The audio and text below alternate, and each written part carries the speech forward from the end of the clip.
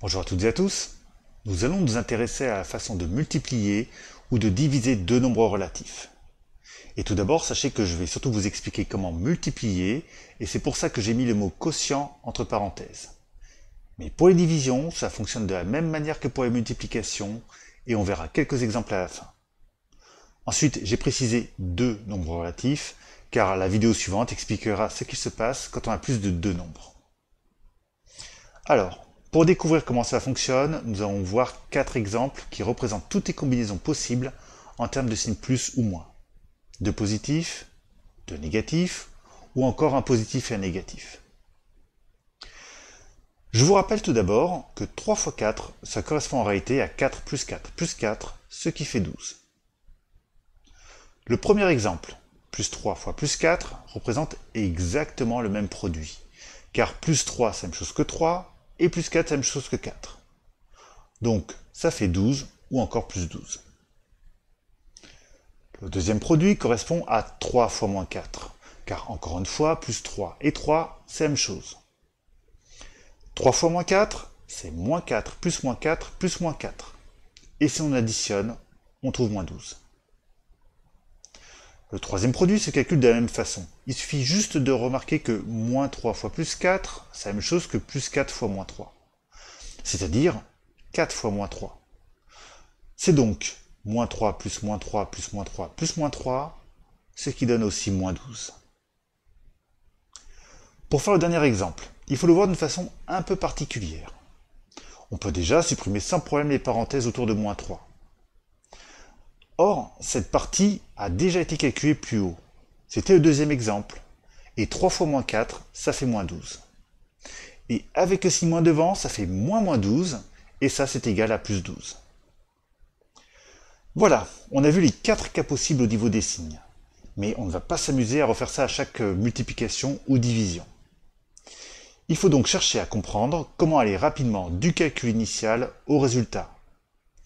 Essayons de décrire comment trouver simplement le signe du résultat et sa distance à 0. Commençons par la distance à 0, c'est ce qu'il y a de plus simple. Pour les 4 exemples, la distance à 0, c'est-à-dire la partie sans le signe, est 12. Ça correspond à 3 fois 4. Donc, pour trouver la distance à 0 du résultat, il suffit de faire la multiplication ou la division sur les deux distances à 0. En gros, on calcule sans s'occuper du signe. Regardons maintenant les signes. On a obtenu deux résultats positifs, c'est quand les deux nombres avaient le même signe. Et ici, les deux résultats sont négatifs. Ça correspond aux deux calculs avec des nombres de signes différents. Et on résume souvent cette règle avec ce genre de tableau, que je vous conseille d'apprendre par cœur. Voilà pour cette nouvelle règle de calcul. Et pour finir, je vous propose de faire quelques exemples, et je vous conseille de mettre sur pause et d'essayer de les faire vous-même. Allez, on corrige. Pour chaque calcul, on fera deux étapes. Encore une fois, on cherchera d'abord le signe du résultat, puis ensuite on cherchera sa distance à 0. Pour le premier calcul, on a un négatif et un positif, donc le résultat est négatif. Pour la distance à 0, on calcule avec les nombres sans les signes, donc 5 fois 4, ça fait 20, on obtient moins 20. Pour le deuxième exemple, on a un positif et un négatif, donc le résultat est négatif. Et 7 divisé par 2, ça fait 3,5. Pour le troisième exemple, on a un positif, car 3,2 c'est pareil que plus 3,2, et un négatif. Donc le résultat est négatif, et 3,2 fois 10, ça fait 32. Ensuite, on a un quotient de deux nombres négatifs, donc le résultat est positif, et 9 divisé par 3, ça fait 3. Et enfin, pour le dernier, on a un produit de deux nombres négatifs, donc le résultat est positif, et 6 fois 4, ça fait 24. Voilà pour les multiplications et les divisions avec des nombres relatifs.